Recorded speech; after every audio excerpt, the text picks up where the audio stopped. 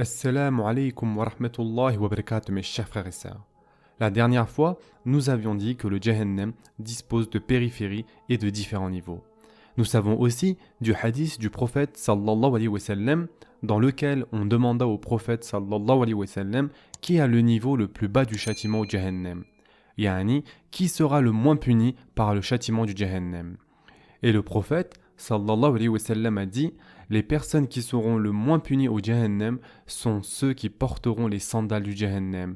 Et à cause de cela, c'est-à-dire à cause de ces sandales, leur cerveau sera en ébullition.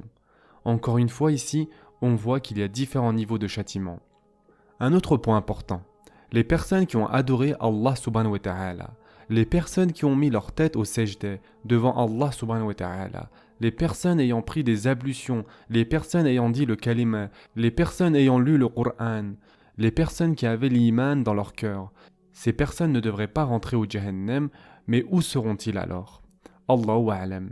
Mais souvenez-vous que lorsque l'on a parlé du Qiyamah, nous avions parlé de cela en détail, et nous avions dit qu'il y aura des musulmans qui seront punis pour une certaine durée de temps, et ensuite ils rentreront au Jannah. Donc où seront-ils punis ces personnes? Il semblerait que cette punition, c'est-à-dire ce châtiment, sera soit au niveau le plus haut du Jahannam, c'est-à-dire là où l'intensité est la moins importante, et ceci ne correspond pas au fait de rentrer au Jahannam par les portes du Jahannam. Car comme nous l'avons déjà mentionné durant la série du Qiyamah, les personnes qui rentreront au Jahannam par les portes du Jahannam ne pourront plus jamais en ressortir et quitter le Jahannam. Et nous savons que les vrais croyants, même pécheurs, entreront éventuellement au Jannah, après avoir subi leur châtiment bien sûr. Et donc, de ce fait, nous savons que les croyants pécheurs ne rentreront pas au Jahannam par les portes du Jahannam. Et nous parlerons en détail de ces personnes bientôt, Inch'Allah. Mais ces personnes vont être punies par la chaleur, la fumée du Jahannam, en n'étant pas actuellement au Jahannam. Donc, où seront-ils punis alors? Ou ils seront punis dans un Jahannam qui n'est pas le même Jahannam par lequel vont être punis ceux qui passent par les portes du Jahannam. Le Jahannam par lequel on rentre par les portes ne sera pas le Jahannam de ceux qui ont baissé leur tête au sajda pour Allah subhanahu wa ta'ala et sont morts avec le tawhid. Peu importe à quel point un musulman est pécheur, sa localisation au Jahannam ne sera pas à la même hauteur et ni au même niveau que ceux qui ont rejeté Allah subhanahu wa ta'ala. Maintenant, est-ce que cette localisation se trouve à l'intérieur des murs du Jahannam? Si c'est le cas, ils ne rentreront pas à travers les portes du Jahannam. Ou est-ce que ce sera dans un endroit au-dessus du Jahannam où la chaleur et la fumée les atteint? Nous ne savons pas. Encore une fois, tout cela fait partie de l'ilm al-ghaib. Il semblerait, et Allahu a'lam, mais il semblerait que cet endroit ne soit pas actuellement dans le Jahannam, mais dans une région ou un endroit qui est affecté par le Jahannam. Et le Coran fait référence à cela en parlant des personnes de Araf. Il apparaît dans une interprétation que cet endroit, Araf, est un endroit qui se situe entre le paradis et l'enfer. Et les gens du Araf ne sont pas au Jannah. Et ils sont toujours en train de subir une punition. Et ces personnes ne sont pas non plus au Jahannam, et ces personnes sont les croyants pécheurs. Et ceci est un point clé. Les personnes du Tawhid et les personnes du Kalima ne rentreront pas au Jahannam tel que nous le connaissons. Là où se trouvent les personnes qui ont rejeté Allah subhanahu wa ta'ala par arrogance, jamais ils ne seront les mêmes et jamais ils ne seront au même niveau. Les personnes qui ont dit La ilaha illallah Muhammadur Rasulullah ne seront jamais au même niveau que ceux qui ont reconnu la vérité, mais par arrogance ont décidé de s'en détourner. Les musulmans et les kafirs ne seront jamais au même niveau. Et nous savons ceci grâce aux nombreux hadiths à ce sujet. Notre prophète, sallallahu alayhi wa sallam, a dit, et ce hadith se trouve dans Muslim, concernant les personnes du feu qui en sont ses vrais habitants, ils ne pourront jamais quitter le Jahannam ou mourir. Ensuite, le prophète sallallahu alayhi wa sallam a dit, cependant, il y aura un autre groupe de personnes, et le feu de l'enfer va les toucher, et leur affliger de la douleur, à cause de leurs péchés. Et ils mourront, mais ce n'est pas une vraie mort ici.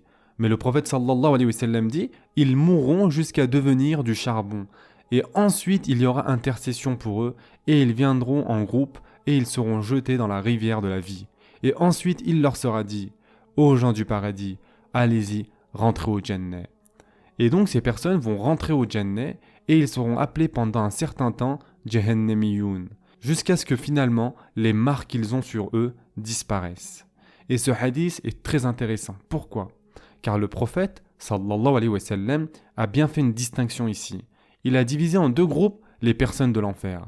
Dans la première catégorie de personnes, le prophète, sallallahu alayhi wa sallam, a dit concernant les personnes du feu, qui en sont ces vrais habitants, c'est-à-dire Ahlul Nar, et donc il a dit ces personnes seront les habitants permanents de l'enfer. Ils ne mourront jamais, ils ne pourront jamais le quitter, et il y aura un châtiment éternel pour eux.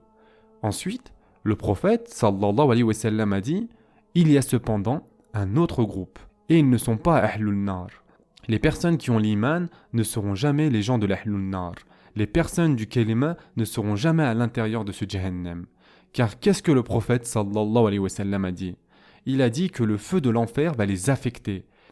Yani, ils seront punis, mais ils ne sont pas les gens du Jahannam. Et de cela, nous pouvons conclure que l'enfer a plusieurs darakats.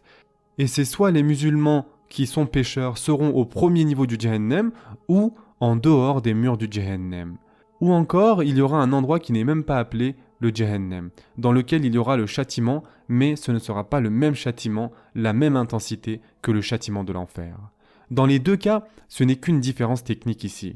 Le point à souligner ici, et à retenir, c'est que les gens qui ont l'iman ne seront jamais traités de la même sorte, de la même manière que ceux qui ont rejeté Allah subhanahu wa ta'ala.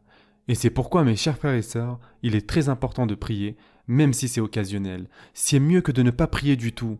Essayons de faire nos prières, car notre prophète sallallahu alayhi wa sallam a dit « Le feu de l'enfer ne touchera pas les endroits du corps au contact lors du sajda ». Et il est important que nous prenions nos ablutions, que nous donnons en charité, que nous faisons au Ramadan. Et il est important que nous faisons tout cela, car le hadith dans Bukhari dit « Les personnes du Jannah vont argumenter devant Allah subhanahu wa ta'ala. Et ils diront « Oh Allah, ces gens sont nos frères.